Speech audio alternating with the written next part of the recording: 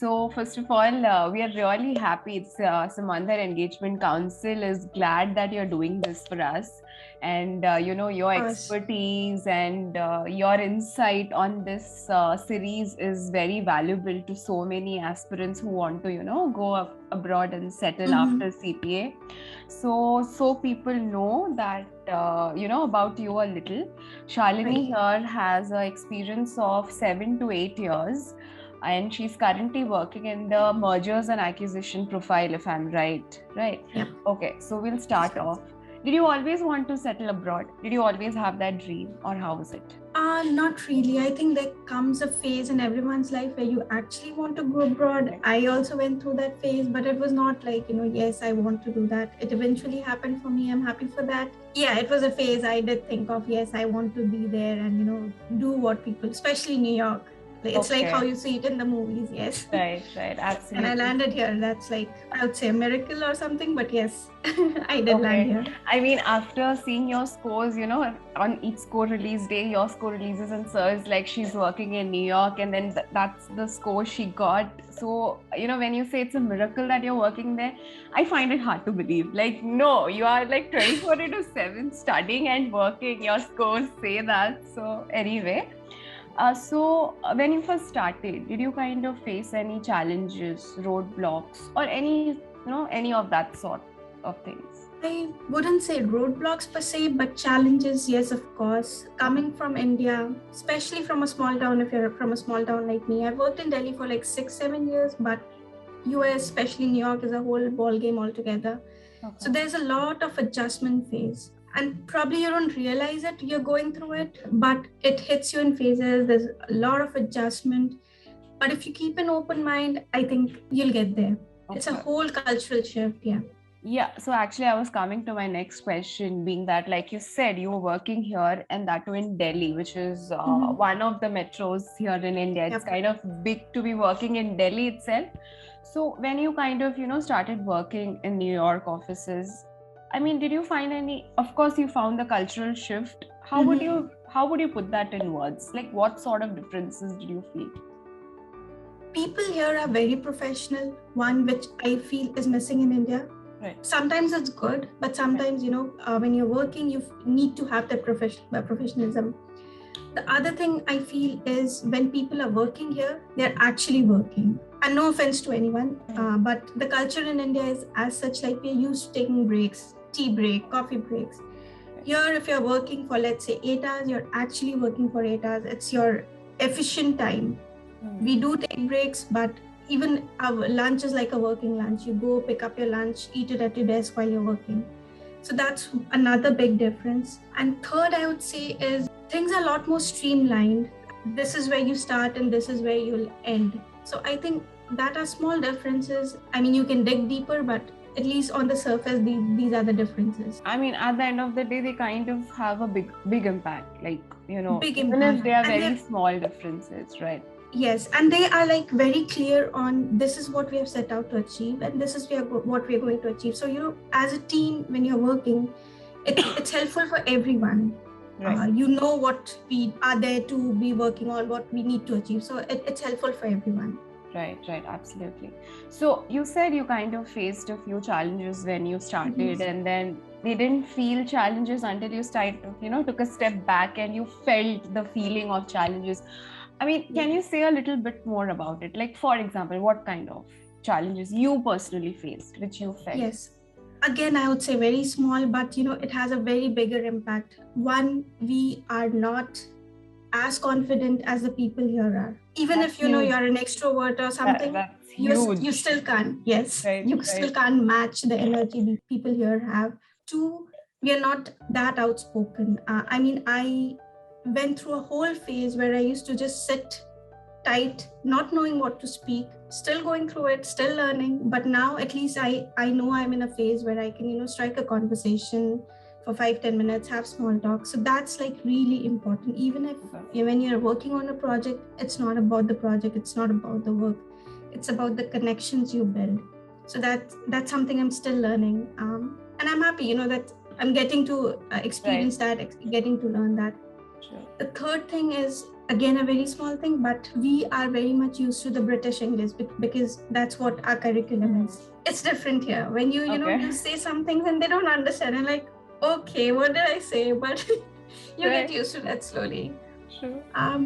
Yes, I think those are very small things but they may make a very big impact. Right. So that's true. something that you need to adjust to. No, and of course, I mean, sorry, you were saying something. No, I was like, it doesn't matter how much content you have in your head, if you can't put yourself in front of people, there's no point in knowing. No point at all. I mean, probably I knew a lot when I came in, but because I wasn't out there speaking my thoughts, it mattered to no one. And then you start fading in the background. Right. If you let that happen, it's not going to help you because, soon you'll be overshadowed. But if you kind of learn from that, if you start to inculcate that as a habit, it helps. It definitely helps. So, since probably you did not have someone telling you all this before you shifted, but we have you. We are here at Simandhar, definitely have Shalini to guide. So what's that one thing you would want to tell people who are at the moment kind of studying for CPA, dreaming of going and settling abroad? What would you tell them? What is your words of advice for them? Of course, I'm no expert. I mean, I'm still learning. And every day is a learning experience. Every day you learn something new. So, but one thing I would definitely want people to know is work on your interpersonal skills. We are never taught that, neither in schools, neither in colleges, neither in professional life. But that's the most important thing. I mean, you don't have to know everything. It's fine. But if you are confident enough to at least acknowledge you don't know it, you want to learn about it, and be able to, put your thoughts around it, I think that helps a lot. Okay. So it's like your one word, that thing people need to start doing if they want to even go abroad. Even here, if you start working, you are supposed to have a good communication skills. Other than that, exactly. you actually can't get anywhere, People you can't get anywhere. I mean, you can get started, but you'll be left behind. If you don't work on that, you'll be left behind. True. And sorry, to step back, another big difference from India to here that I felt is, here I find no shame in saying, or acknowledging, okay, this is something that I don't know. People will be very, very happy to help you walk through it. Okay. But somewhere in India, I feel that, it's not appreciated when you say that, oh, okay, I don't know about this. So people will look down upon you. That's a very big difference. Yeah. True. It's like, I honestly, like, since you're saying that, I mean, I'm still a fresher, so I can't say a lot about it, but like you said, I mean, people here are more like, you are a CPA, you're supposed to know everything. You're supposed to be born knowing everything, and you just come here and work for us. That's it. So very true. And of course, having said that, no offense to anyone. It's just something that I have noticed in my journey. No, I mean, everyone want to offend anyone. No, absolutely not. So coming back to the profiles that are open for CPAs, I would want to talk about that specifically. We know about audit, we know about tax. So these are the two profiles. Currently CPAs are being hired here in India as well. So I'm sure they'll be hired abroad as well. What other profiles can you give us a little bit of information about where CPAs can? As far as my knowledge goes, FP&A is a very good profile to be in. And I think that's the same in India. It is, right. Yeah, it's in a very upcoming field. The other one is where you deal with, I think it's a part of FP&A where you deal with all these branches of revenue, maybe AP, AR, so those kind of profiles. The other one I would say is M&A, of course. CPAs are extensively hired for an M&A experience. I don't know how freshers are generally hired out of college. If you don't have a prior experience in M&A, if you're a CPA, I don't know how that equation would work out, but CPA is a must for M&A. Okay. If you have a CFA qualification, valuations is a very good profile to be in. Okay. It's like a really, really upcoming profile. And the other upcoming profile is analytics. It's not core CPA, but it kind of helps because you're working with number at the end of the day. So data analytics is a very upcoming field, at least you're in the US. Okay, so now just that, you put up the topic of as a fresher, what options are open for you. So if I had to ask you this question, like, So would you say that, if suppose, for example, you're working at EY here or Deloitte here in India, and you are a CPA and you're working in EY or Deloitte here in India, so would you say, and then shifting to the EY or the Deloitte offices there in US or UK, is that a better option, or you wanting to just start off as a fresher there? Which would you suggest as, a better course of action? I would definitely say any day working for a big four in India and eventually taking a transfer to any, let's say, US or UK. Because if you come here, let's say for me, let's take my example. If I had not had that M&A prior experience, they would not have entertained me. Even if I have a CPA or I don't have it, does not matter. You won't be entertained. Because I had a prior CPA experience, they did kind of interview me. But then again, they kind of discount your experience. I had worked for 6 years in India in this profile, but here you would still be, taken as a senior. Of course, your promotion would be fast track given your experience and your performance. But any day, given my experience, taking an internal transfer is a better choice. Yeah, okay. So, just, kind of coming to the end of the conversation we have been having. So would you put it in this way if I ask you to? CPA is a very viable, very doable and very good, I would say, viable and doable option if someone is actually dreaming of settling in abroad, settling down there, working. So CPA is, what additional things would you consider important? You said one thing was experience. It's good to have an experience already here in India and then try to shift. Anything else comes to your mind off the top of your head? Do you mean in terms of education, or do you mean just generally? Generally and education. Would you have something to add to it? Education-wise, first of all. Education-wise, I think MBA helps. Okay.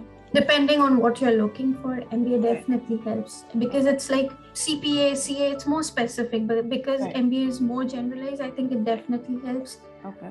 Otherwise, I think just to be willing to take that risk.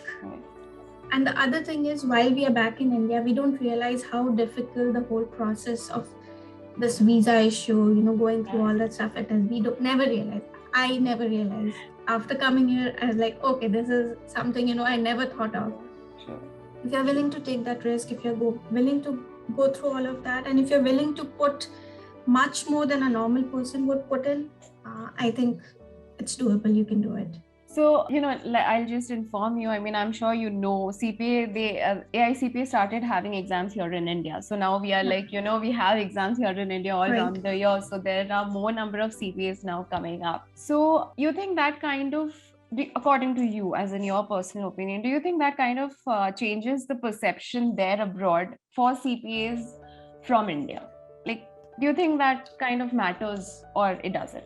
I don't think so. I mean, I've never had a conversation with anyone who said that, oh, now, it's no value because it's there being held in. I haven't had that conversation ever. It's not diluted. It's still not diluted. It's as good as it was. Yeah. Even let's take, for example, chartered accountants back in India. Right. From where we started, we had a handful of chartered accountants. Now we have so many. But if you find your niche, if you're good at what you're doing, I think you're all set, and it's the same. To go. Right. Yeah. Right. So, coming back to just a few personal questions, maybe. So, are you planning to come back to India anytime soon? Any plans? Not soon. Okay. I don't know what the future holds, but it's not, at least not in the horizon. Nothing planned. So, I mean, is there something of India that you're missing, as in too much?